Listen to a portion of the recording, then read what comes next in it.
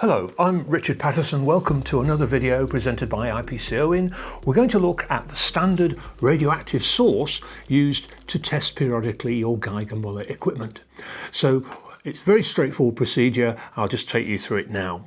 So we'll set up the Geiger-Müller tube vertically there and remove the plastic cover over the micro window, connect it up to our counter and apply the standard voltage of 400 volts across it.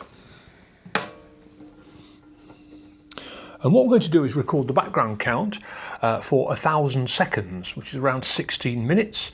We'll do that using a stopwatch. So if we zero the counter there and begin, we'll leave that for 1,000 seconds and record the count rate there. So 1,000 seconds later, our recorded count is around 408. So we'll record that and then try and see what the emission from our potassium-40 standard source is.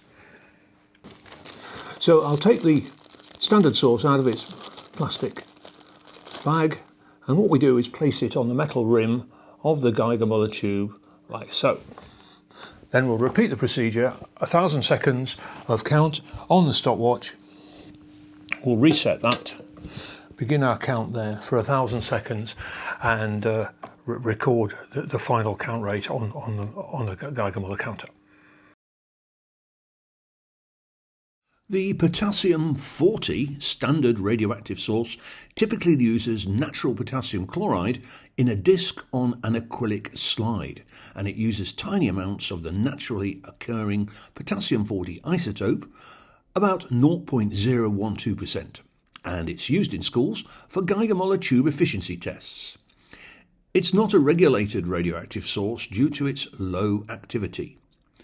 Potassium-40 decays via beta emission and electron capture, contributing to the natural background radiation, but its long half-life, that's 1.25 billion years, makes it stable and useful for dating geological samples and calibrating detectors.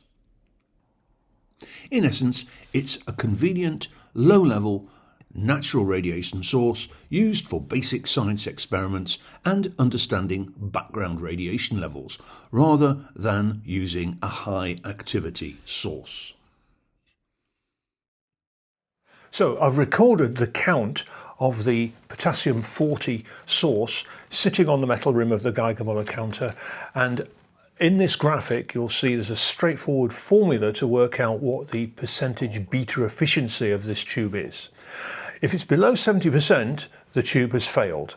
And as you can see from these results, this Geiger-Müller tube is close on 100% still in terms of its beta efficiency, so it's passed its test using the standard source. So that concludes the periodic test you need to do with your Geiger-Müller tube and your counting system using the potassium-40. This procedure was designed by the CLINEPS organisation, and IPC Irwin manufacture the standard source you need for the test.